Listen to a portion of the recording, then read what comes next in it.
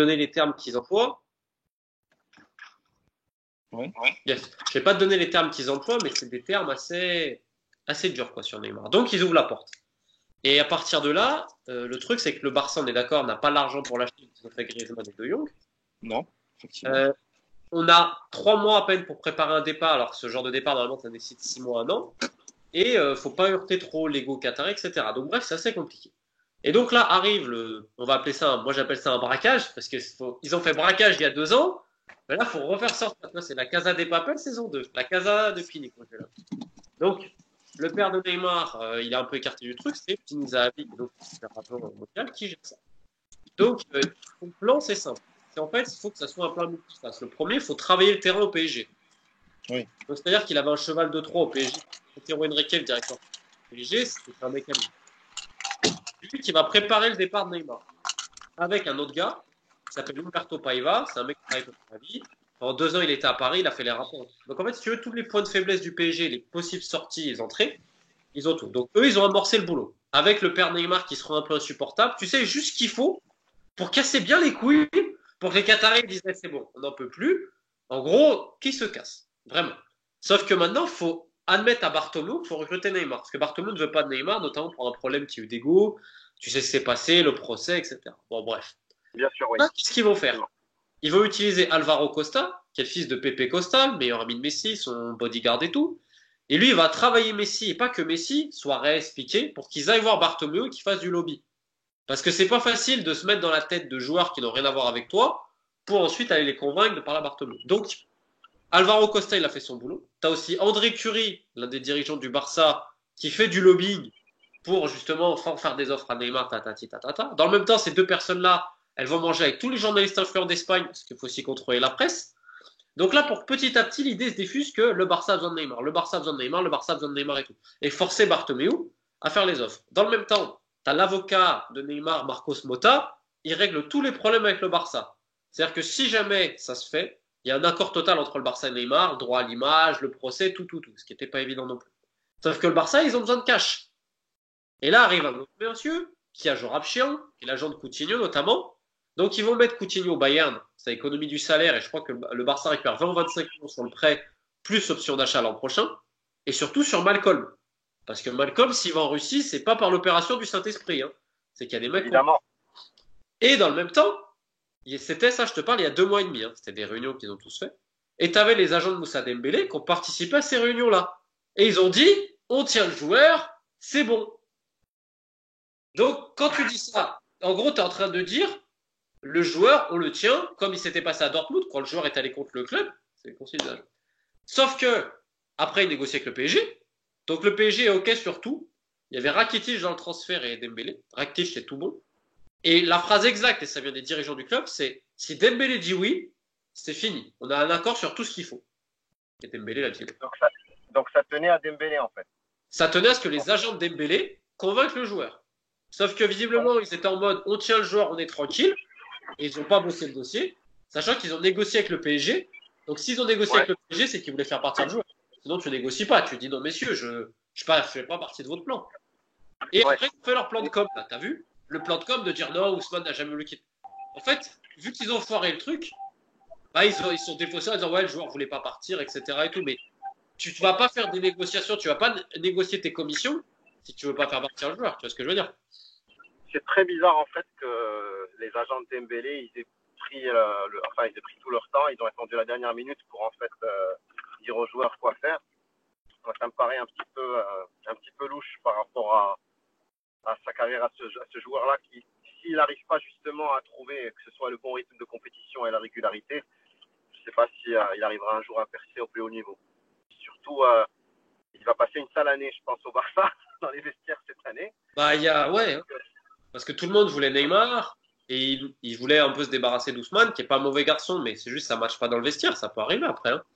Mais là, le souci, c'est que ces agents, de dire aujourd'hui la communication qu'ils ont fait derrière, je peux te dire que dans le monde du football, ça n'a pas du tout été apprécié parce que tout le monde sait dans le monde du foot que quand tu fais un rendez-vous il y a 2 mois et demi, tu dis on tient le joueur et tout, tu dois travailler ton joueur. Si au dernier moment, c'est toi qui fait foirer le plan, c'est toi le responsable. Les gens du milieu du foot sont au courant de ça. La presse gobe le truc, mais la vérité, c'est que voilà. Et Bartomeu aussi, Parce qu'il y avait le plan bis, c'est-à-dire que si Dembélé faisait pas partie de l'opération, le PSG voulait beaucoup plus de cash. Et le problème, c'est que le Barça voulait payer en 6 fois. Le PSG ne pouvait pas accepter en 6 fois, ce qui est normal, il pouvait pas. Et le PSG sont pas, moi je te dis au Qatar, j'ai pas mal d'amis là-bas importants, ils sont dégoûtés que Neymar il soit resté. Oui, Vraiment. mais aujourd'hui, on se retrouve avec deux joueurs. euh, En fait, ils n'ont pas vraiment envie d'être, hein, où ils vont te leur faire sentir qu'ils ne sont pas les bienvenus, ce qui va compliquer la saison des deux clubs, en fait. Ouais, ouais. Bah, après, je pense que les deux mecs sont compétiteurs et qu'ils ont envie de jouer. Je veux dire, Neymar, on peut lui reprocher tout ce qu'on veut sur le terrain. C'est un mec qui veut toujours gagner, il veut toujours être le meilleur.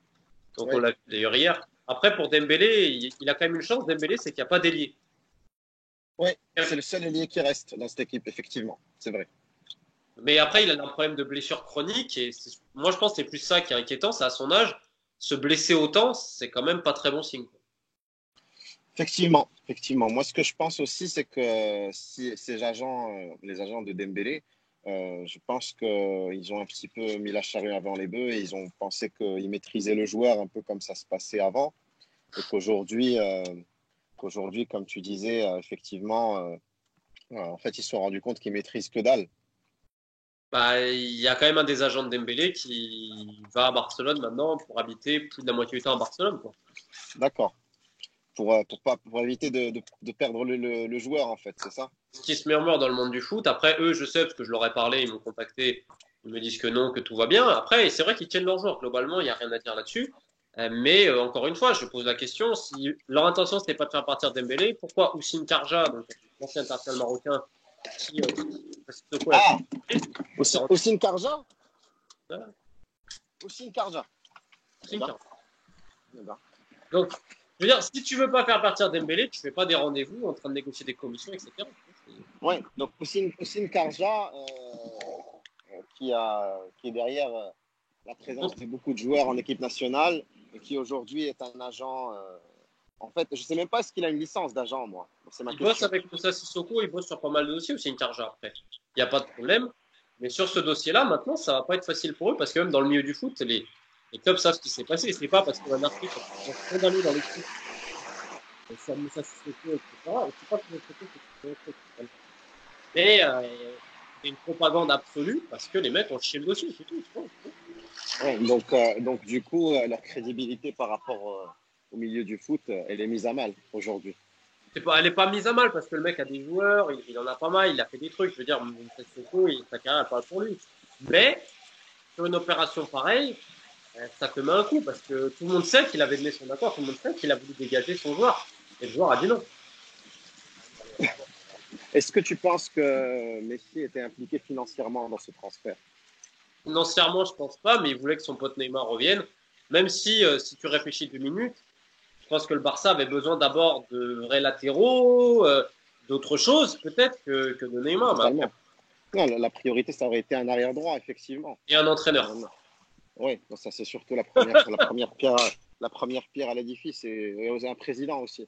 Euh, pour être honnête, aujourd'hui le problème de ce club, c'est que c'est un joueur qui a le pouvoir sur tout le monde et qui un peu dicte tous les Et choix.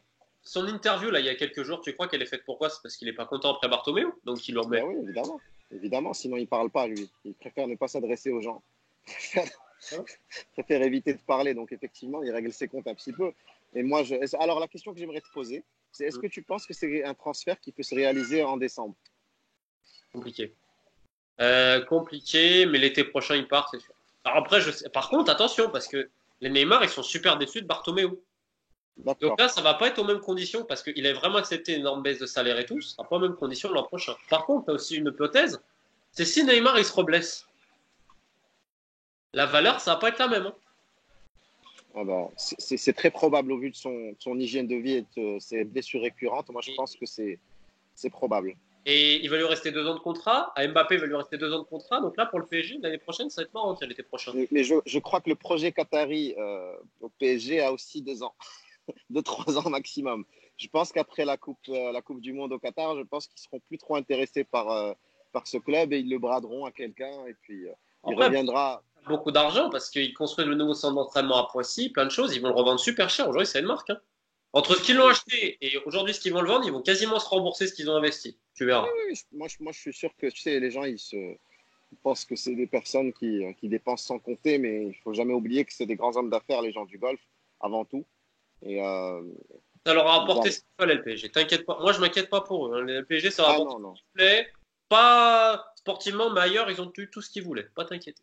Ouais, effectivement, ils avaient d'autres ambitions et une autre manière de vouloir se promouvoir dans le monde du football et on va dire, dans la diplomatie sportive. Et je pense qu'ils ont réussi à faire ce qu'ils voulaient. Après, c'est une coquille en fait vide parce que ce club, il a été vidé un petit peu de son identité, de son essence, on va dire. C'est un peu un bordel ambiant Ah constant oui. depuis qu'ils sont là. Je pense que le jour où on saura, comme tu le disais, le jour où on saura la vérité, je pense que ça fera l'œuvre moi, je pense que ça fera l'œuvre d'un film ou d'une grande série sur les coulisses du football français. Voilà. Ah ouais, mais c'est triste parce qu'en fait, en plus, quand tu oses dire que c'est le bordel en interne, tout le monde a reconnu le bordel en interne, hein, même Nasser en interview, Leonardo et tout. Donc moi, quand je disais ça avant, on me disait non, t'es un anti-parisien, t'es un jaloux, t'es un hater. Non, c'est une réalité. Il y a des trucs en interne, je te donne juste un exemple. Le petit Case Freeze, qui était au Barça, qui était allé au PSG. Oui. Tu sais comment il a été recruté? Non, dis-moi. Je vais en rire parce qu'en fait, elle est tellement drôle. Écoute bien. C'est un chauffeur de Nasser El Khelaifi qui lui a montré une vidéo, il lui a dit regardez, il est trop fort. Et Nasser, il a dit ok, on prend. Le chauffeur. L'un des chauffeurs. Que je salue d'ailleurs, mais on a des amis en commun, mais elle est véridique. Et donc, le père de Case Freeze, ils lui ont donné un emploi de recruteur de province. Le mec est jamais en province, il est autour du temps des loges en train de fumer du shit, et on lui dit rien, c'est normal. Quand un mec a fait un rapport, la direction lui a dit non, faut rien dire. Mec, c'est pas possible. Tu sais, l'impunité, c'est ce qu'il y a de pire dans n'importe quelle institution. Et moi, comme je suis marocain et que beaucoup des gens qui me suivent sont également marocains, donc on vit ça à travers notre fédération. On a des joueurs qui font des choses incroyables et pour lesquels il n'y a jamais de sanctions, pour lesquels il n'y a rien qui se passe. Ça peut juste pas fonctionner parce que quand il n'y a pas un code de valeurs et d'éthique et de principe dans une organisation, que ce soit une famille ou une équipe ou une boîte, bah, au final, ça finit par détruire en fait l'essence de la chose en elle-même. C'est que c'est des intérêts individuels qui priment sur des intérêts collectifs. Et que ce soit le Barça ou que ce soit le PSG, c'est ce qui se passe aujourd'hui. C'est-à-dire qu'on ne fait pas passer le club avant tout. Et c'est ce que ça devrait être. Là, je suis totalement d'accord avec toi. Après, le PSG, ils sont très très forts sur tout ce qui est marketing, image, ont été énormes. Sur le sportif, c'est un peu plus compliqué, mais ça n'empêche qu'ils ont aussi fait de très bonnes choses à côté, ouais. Mais t'as raison, et pour le Maroc, c'est pareil. Ouais, ouais, ouais. Ce que je pense aussi, Romain, c'est que euh, le modèle aujourd'hui du Barça, il est lié un petit peu il est lié il est lié à la personne de Messi et Bah oui. son influence en fait sur l'extra sportif. Et je pense que c'est la première année où il s'est impliqué de manière totale Hein. il s'est impliqué de manière totale dans ce mercato.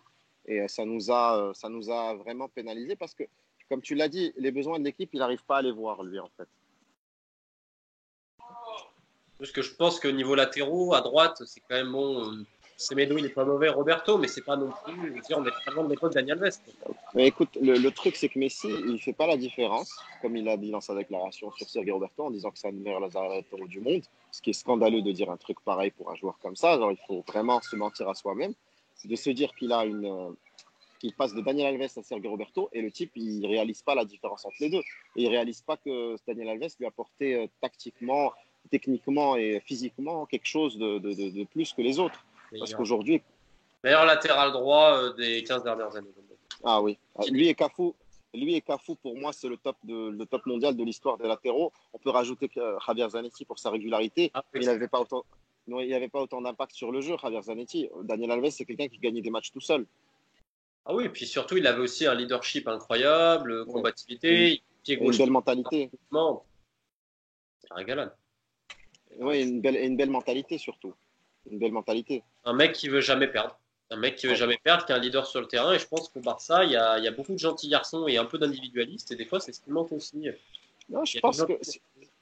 je pense qu'aujourd'hui, tu vois, même le recrutement de Griezmann, qui est un super joueur, même si sa place est vraiment dans l'axe, à mon avis, c'est juste, moi, je me pose la question, Mais comment on va jouer? La réponse que j'ai trouvée, c'est qu'on jouerait dans un système avec deux milieux de terrain, avec Busquets et De Jong, avec Messi devant eux, pour pouvoir faire jouer à la fois Griezmann, Suarez et Dembélé ou Ansu Fati. On ne sait jamais, peut-être aujourd'hui, vu que son agent, c'est le frère de Messi, il est privilégié pour être en équipe A. À partir de ce moment-là, si Messi fait jouer tous les joueurs dont il est agent, ça va devenir compliqué, ça devient FC Messi, ça devient un petit peu.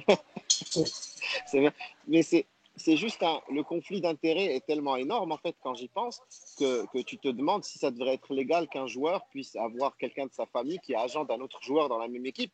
C'est juste pas possible, en fait, que ce soit équitable, en fait. Je sais pas ce que tu en penses. Tu sais, c'est comme les entraîneurs qui donc signent avec un agent et c'est leur agent qui faut le mercato aussi. Ouais, Bizarrement, tu vois.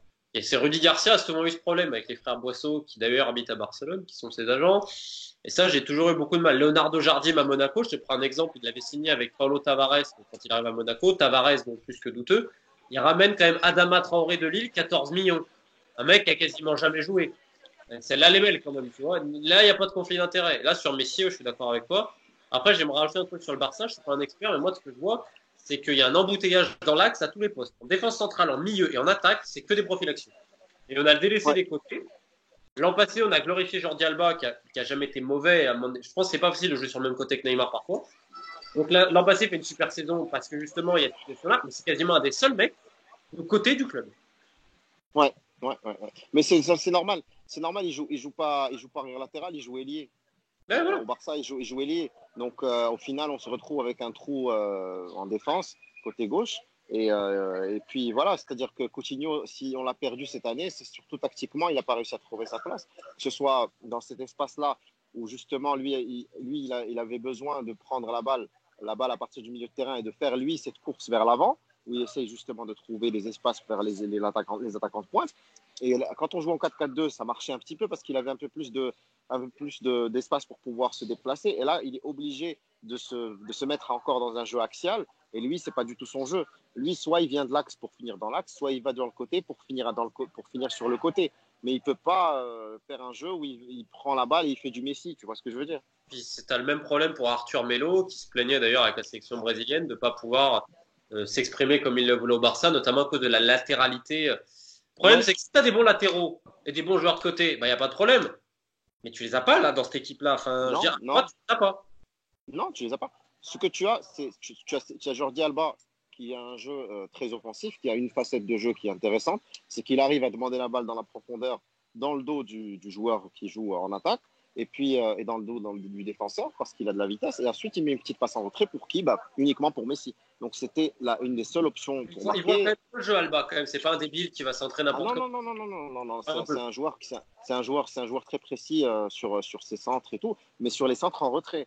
Ouais. C'est pas un joueur qui est capable de mettre une balle à mi-hauteur pour une tête ou qui est pas capable de viser. Mais Roberto bon, est capable de ça. Mais Roberto n'a pas le coffre d'Alba.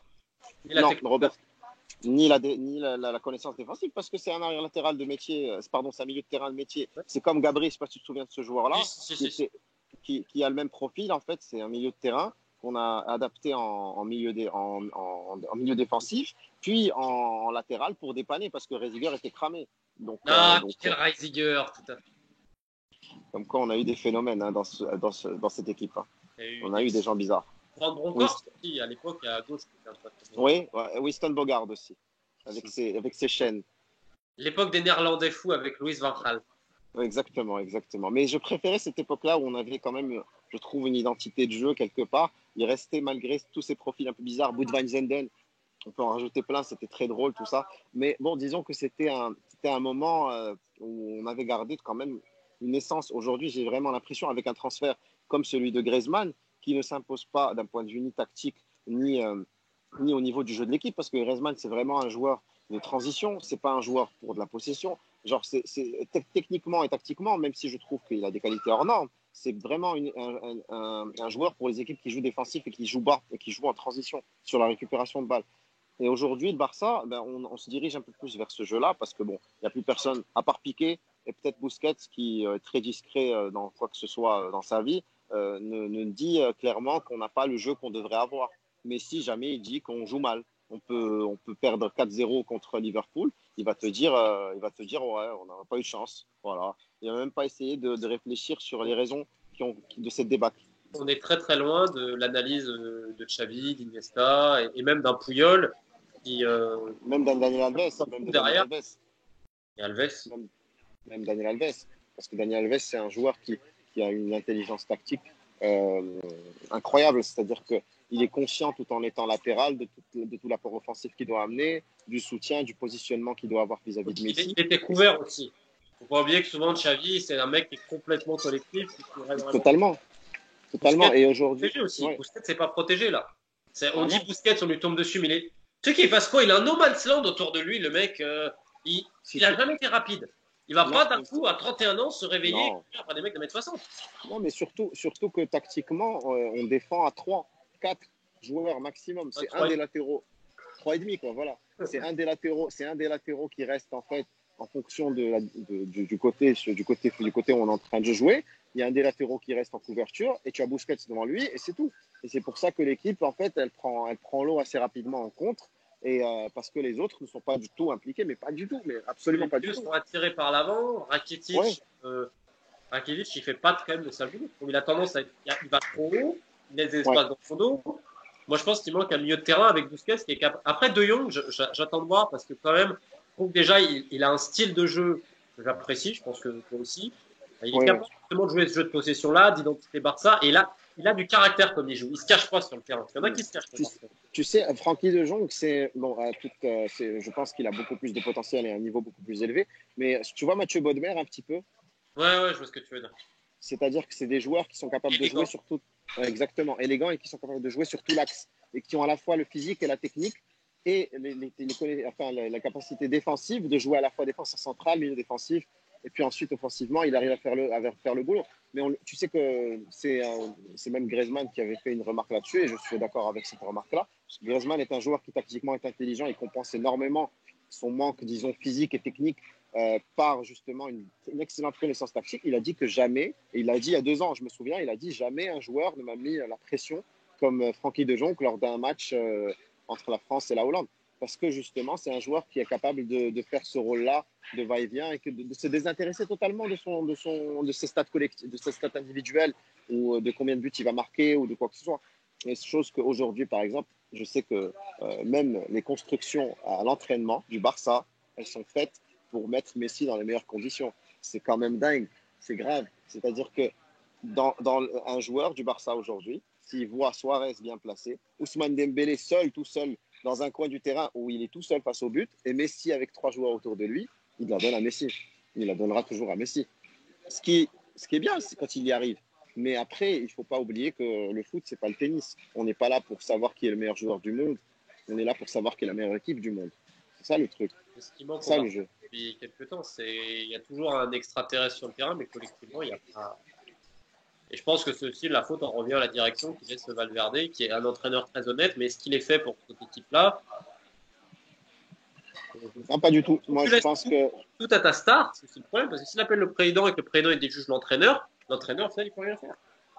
Ah non, totalement. Mais de toute façon, c'est ce que j'ai dit tout à l'heure, c'est-à-dire qu'au Maroc, on a vécu la même chose avec Hervé Renard et le groupe des joueurs, on va reparler de lui, des joueurs représentés par Karja, qui se croyaient un petit peu en vacances à Marrakech à chaque fois que c'était en sélection, en concentration, et il s'est passé des choses ahurissantes.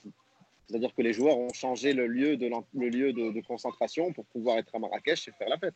Ça, c'est des choses qui sont sorties dans la presse et que tout le monde a pu voir. C'est-à-dire qu'on leur a construit un centre sportif digne de Clairefontaine au Maroc pour que ces types-là, ils se retrouvent à Marrakech. Il y en a un, il s'est fait prendre en photo dans une chicha, l'autre, il fait un accident de voiture, les autres, ils se retrouvent en boîte de nuit. Même en Égypte, ils gagnent le groupe. Ils vont faire la fête au Nil Bleu avec des prostituées et des danseuses dans un room privé sur le Nil. Alors qu'ils ont match 2 jours après contre le Bénin. Et je sais que ça n'a rien à voir de manière directe. Mais quand même, si tu es concentré dans une compétition, tu attends la fin de la compétition pour faire la fête, je ne sais pas. Ou bien au minimum, tu fais un dîner et tu rentres chez toi, mais tu ne restes pas jusqu'à 5 heures du matin en boîte avec des danseuses. Voilà. Ouais, puis bon, je pense qu'aussi au Maroc, le problème, c'est qu'il y a beaucoup d'interférences, de batailles d'ego, de machin. manquait, on va dire, quelques grands frères, comme l'Algérie avait des grands frères exemplaires, comme Halish ou Guedjoura. Alors, on m'a dit Guedjoura, pourquoi Belmadi le prend? Bah, il le prend justement parce que c'est un mec, il donne l'exemple. Oui, totalement, totalement. Totalement. Et c'est le conflit qu'il y a eu à la Coupe du Monde entre Agi et Benatia, où Agi lui disait que vous n'êtes pas des hommes, vous n'êtes pas des modèles. Nous, à notre époque, il y avait personne qui rentrait dans les chambres des joueurs, il n'y a personne qui pouvait sortir. Ils ne faisaient pas des grèves improvisées. Et puis, on a ce problème au Maroc, tu sais, entre les locaux Ouais. et les internationaux, Et en qui plus, fait que vous avez une diaspora en Espagne, en France, aux Pays-Bas, ce qui fait. Et en plus, dire, c'est une des seules sélections au monde où tu parles 5 langues dans le vestiaire quasiment. bah, tu peux même en mettre six, parce que même entre nous au Maroc, il y a les gens qui parlent berbère et les gens qui parlent arabe. Les gens du Donc, Rif, etc. voilà. Et à savoir que tous les types qui viennent tous les joueurs pardon, qui viennent de Hollande, bah, c'est des Rifins. Donc, Ouais. c'est-à-dire qu'entre Benatia et Ziyech, ça parle anglais. Je ne sais pas si tu réalises. Ouais. Mais, mais moi, tout ça, ça ne me dérange pas parce que si on arrivait à fédérer tous ces gens-là autour d'une même identité et d'un même projet, là, ça pourrait donner quelque chose. Mais moi, je sais que, quelles que soient les époques, il y a toujours eu ce clivage ou cette fracture entre les locaux et les Elle a joueurs même qui en viennent. Tunisie. Après, la Tunisie, c'était moins sur les binationaux. Ouais. Non, je pense sincèrement qu'en Tunisie, ce qui peut les rapprocher, Nord, c'est que je Sud, je pense que, crois qu'ils ont aussi en Tunisie. bah, tu sais, la diaspora tunisienne, elle est essentiellement francophone. Ouais. Donc déjà, ça résout un problème. Donc déjà, Comme c'est la plus simple diaspora algérienne. aussi. Nous, la différence, c'est qu'on a 4-5 joueurs qui sont hollandais. On en a après 7 qui sont français. Après, il y en a, je crois, 4 qui sont, 3 Ouais. qui sont espagnols. Et le reste, c'est des gens qui ont grandi ici. Donc, culturellement, tu as trop de clivage entre eux C'est pour les comme la fédérer. RDC.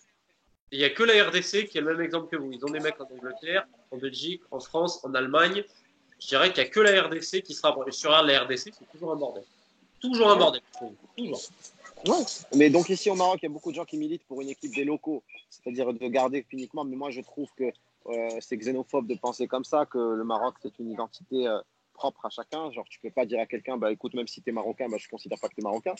Donc, pour moi, ce qui serait intéressant, c'est justement qu'on arrive à fédérer ces gens-là autour d'un projet sportif. Mais c'est la même chose pour revenir au Barça. C'est qu'aujourd'hui, euh, c'est le pire dans une équipe. Et moi, j'ai vécu ça parce que j'aimais bien l'Inter comme club dans les années 90. Et donc, tu te souviens de cette équipe-là avec 7 attaquants et avec les clans. Et ça ressemblait plus à Prison Break qu'à un club de foot. C'est-à-dire que quand tu avais des petits comme bah, d'ailleurs Coutinho ou c'est pas moi, je me souviens de Stéphane Dalma qui arrivait dans des vestiaires où il y a des types qui tiennent le truc comme si c'était Oz. Ouais. Tu vois la série Oz. Bah, tu peux pas percer si tu as un joueur de 20 ans et que tu te retrouves dans le même vestiaire que des Bergomi, des Materazzi, des Stankovic. Et c'est ça le souci, c'est qu'il y a les types en fait, c'est des types en fait qui tiennent tellement le truc ou que ça devient plus important que le club. En fait, il faut pas intégrer le club, il faut que ça arrive à intégrer le clan de Stankovic, le clan au Barça, le clan de Messi, le clan des Catalans, le clan aujourd'hui des Français, parce que on peut dire ce qu'on veut aujourd'hui. Il y a trop de joueurs. En fait, la concentration de plus de 5 joueurs du même pays, tu peux pas me dire que ça peut avoir un impact positif. C'est pas possible. Parce qu'après, tu as des petits groupes qui se constituent. On peut me dire qu'Arsenal, c'est un modèle qui a fonctionné parce que le club est encore là, mais ils gagnent rien, ces gens-là. Ils gagnent rien. Arsenal, ils ont gagné à une époque s'ils avaient des joueurs extraordinaires, des mentales et un mental extraordinaire, Oui, très bon coach et tout. Ils ont une équipe exceptionnelle, comme le Barça, une équipe exceptionnelle avec Guardiola. Mais l'équipe des Invincibles d'Arsenal, excuse-moi, tu vois tous les postes, c'est que des winners, les mecs. oui, mais ils avaient une âme, c'est-à-dire qu'ils avaient réussi à trouver une identité propre. Chose qu'aujourd'hui, au Barça, est-ce qu'il y a encore quelqu'un qui se soucie du jeu? À part Ouais, ils Piqué. avaient Thierry Henry, tu parles foot avec lui, lui, il va t'expliquer ce qui va pas et Ouais. tout. Oui, oui, oui, bien sûr, bien sûr. Bergkamp, c'était un mec qui pensait le foot. C'est ça. Gilbert Silva et d'autres. Là, dans cette équipe du Barça, les mecs qui pensent foot, je pense que tu as De Jong. De Jong qui pense. Mais regarde, tu prends déjà facilement. Est-ce que Dembélé, c'est un mec qui pense foot? Non, il court aussi bien qu'une antilope. Mais après, Ah, ça fait techniquement, partie. c'est sûr qu'il est exceptionnel. Hein. C'est un Ouais, joueur. ouais. Moi, je pense Mais qu'aujourd'hui, il y a deux joueurs qui pensent un peu foot. Je crois que Griezmann et Francky de Jong, et Busquets, peut-être Busquets, mais de manière vraiment. Busquets, il va penser, mais il va le garder pour lui. Il va le dire à personne. Piqué, Après, Piqué, oui, oui, oui, oui, oui, oui, oui, oui. Parce que quand il tweet à la mi-temps du match contre Osasuna, en plein match, il tweet quel match de merde, c'est que le type, il s'est rendu compte quand même que c'est plus possible de jouer de cette manière-là. Genre, il a réalisé que, genre, il a une conscience footballistique, il comprend le jeu un petit peu, un minimum, mais c'est tout. C'est-à-dire que ceux qui faisaient que cette équipe-là, elle avait justement un vrai sens tactique, c'est les deux milieux de terrain qui sont partis, les deux légendes. Et puis, tu as des joueurs comme Pedro, des joueurs comme David Villa qui sont très intelligents Oui. tactiquement. Voilà. Et puis, El tu as Puyol. Guardia, il était décisif hein, à chaque fois. Exactement, mais bien sûr, sans être, Marquez, Marquez, Puyol, voilà, Daniel Alves. C'est des gens, ils même peuvent pas. Valdez dans un vestiaire, ça reste un mec. Bon, Valdez, je sais que t'entendais beaucoup avec plein de. Je crois que c'est le grand pote de Alves d'ailleurs, Valdez. Bien sûr. Tu sais, tous ces gens-là, c'est des gens qui ont un QI foot exceptionnel. Et on n'a pas cité Messi, qui a un QI foot joué exceptionnel, mais euh, qui a justement pas la connaissance footballistique et pas les notions pour en parler. C'est-à-dire le jeu collectif, lui, c'est pas sa focalisation, mais c'est ce qui fait peut-être qu'il est aussi exceptionnel, c'est qu'il est focalisé uniquement Ah. ses, sur ses qualités à lui. Mais bon, un joueur ne peut pas faire une équipe malheureusement parce que. Puis Suarez commence à être diminué parce que Suarez, on peut dire ce qu'on veut, mais ces dernières années, quand même, il a apporté beaucoup dans le jeu. Hein, je trouve. Non, mais ben, Suarez, il va faire, moi je pense, sa dernière saison au niveau. Et l'année prochaine, il se dirigera soit vers les États-Unis, la MLS, ou il ira au golf, ou il ira gagner de l'argent pour sa famille, parce que c'est ce qui va être sa priorité maintenant. Pardon? Ou il retournera en Uruguay, hein, c'est possible aussi. Hein. Ah, je pense qu'à terme, il retournera, mais je pense qu'avant ça, il voudra, parce qu'il ne faut pas oublier que Suarez, même si aujourd'hui, effectivement, il gagne très bien sa vie, mais il faut être honnête, c'est un joueur qui, dans sa carrière, aurait mérité de gagner plus d'argent s'il avait éclos, par exemple, aujourd'hui. Quand on pense à un joueur comme Mbappé ou comme là, Parce que c'était un phénomène. Groningen, Ajax, National quand il était en Uruguay. Non, c'est un joueur exceptionnel. Les gens, je pense qu'il est sous-coté sur ce qu'il a fait ces 10 dernières années. Parce que quand même, moi je me rappelle le Mondial 2010 avec Forlan. Oh là là là là là. Ouais. Il faisait mal à la tête, par exemple. Ouais. Mais c'est un joueur tellement généreux en fait sur un terrain et il a tellement il arrive à s'imprégner d'une équipe et d'un club d'une manière tellement exceptionnelle que en fait il est sur le terrain c'est un monstre et puis dans la vie comme tu avais dit c'est quelqu'un de. Moi, je vais te donner un exemple. Mais quand il était en sélection moins de 20, donc c'est la génération Cavani, Marquinhos, Suarez, si tu veux, il s'embrouillait à l'entraînement avec ses propres potes. Hein. Mais vraiment, genre, ça foutait des pains dans la gueule. Et une heure après, c'était tout bon. Et les mecs, ils me disaient, mais Suarez en dehors du terrain, c'est un amour. Je te donne un exemple. Ils avaient dans leur génération un mec qui s'appelle Elias Ricardo Figueroa, qui était la grande star de l'époque. C'était pas Cavani Suarez, c'était ce mec-là. Vraiment. Chelsea était venu. Bref, il n'a pas réussi à faire cette transfert. C'est une histoire un peu dramatique. Et si tu veux, Elias, il est tombé dans le surpoids, l'alcool, le chômage, la pauvreté et tout. Quand il rentrait à Montevideo, Suarez, il a toqué un jour à la porte de l'appartement d'Elias. C'est sa sœur qui ouvre. Et en fait, il avait acheté plein de bouffe pour Elias, plein de trucs et tout. Elle lui a fermé à la porte si elle ne savait pas que c'était Suarez. En fait, elle ne l'avait pas reconnu. Si tu veux. Et en gros, si tu veux, figure-toi, il y a deux mecs qui ne l'ont jamais lâché, c'est Cavani et Suarez. Quand le mec, qui a payé pour l'amener en cure des intoxications, c'est Suarez et Cavani. Qui l'invite à Barcelone chaque année tu vois, c'est un mec qui a de la mémoire, alors qu'il pourrait en avoir rien à foutre, mais il a joué avec 1 an, et en sélection moins de 20, il a toujours été là pour. Ouais, mais j'en doute pas parce que tu sais, c'est un pays que je respecte énormément au niveau du foot parce que c'est un petit pays, il n'y a pas beaucoup de population, c'est un vivier de talent exceptionnel et puis ils ont une identité unique, c'est-à-dire c'est Sparte quoi.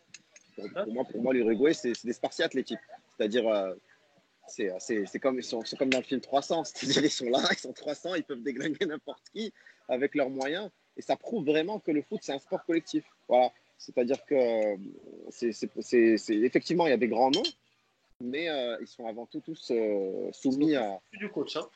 Le maestro Tabarez est au-dessus de tous les joueurs. Et c'est que comme ça. C'est que comme ça que ça peut fonctionner. De toute façon, sinon, si c'est les joueurs qui ont le pouvoir, c'est très difficile que justement une équipe arrive à faire un exploit. Bon, on a vu des exemples. Moi, je peux te dire le Chelsea de Di Matteo qui s'autogère avec l'entraîneur du Mossad là. Donc avec donc, voilà, comment il s'appelle avec Drogba, Sech, Lampard qui tiennent l'équipe. Oui, mais c'est ça, c'est-à-dire, mais regarde, c'est justement, tu as cité ces trois noms-là, ces trois noms, c'est des coachs joueurs, c'est des types, ils sont conscients de ce que c'est qu'un club et de comment gérer le club. Lampard, faut pas oublier d'où il vient, c'est un joueur qui a quand même une connaissance tactique et footballistique qui lui permet justement de faire cela, voilà, d'avoir cette position-là dans un club. Et les exemples sont rares. Alors, le Barça, l'autogestion sous Messi, moi je pense que ça ne fonctionnera pas comme prévu parce que justement, il n'a pas les connaissances footballistiques et les connaissances tactiques et l'exigence vis-à-vis même de ses propres performances et des performances de ses coéquipiers pour progresser. Il n'y a personne qui a progressé au Barça depuis que Valverde est là. Tout le Il monde y a stagne ou pas régresse. qui sortent non plus. Là, bon, il y a le petit Moussa Wagué qui commence à jouer, c'est bien. T'as eu Pérez, Alieta. Mais bon, Ansu Fati qui est la nouvelle révélation, mais il qui est faut pas aussi. plier. 16 ans, le mec, c'est super. Enfin, faut y aller Ouais. calmement. Mais voilà, mais si l'ambition c'est de pomper le prix pour le vendre à la fin de l'année à 70 ou 80 millions sur la base que c'est le soi-disant le futur meilleur joueur du monde parce que son agent c'est le frère de Messi, Rodrigo. Voilà, ça c'est aussi une ingérence dont il faut parler à mon avis. Mais les implications de l'entourage de ces deux joueurs, que ce soit Messi ou Neymar, la, la, la, négativité que ça a apporté dans les clubs respectivement.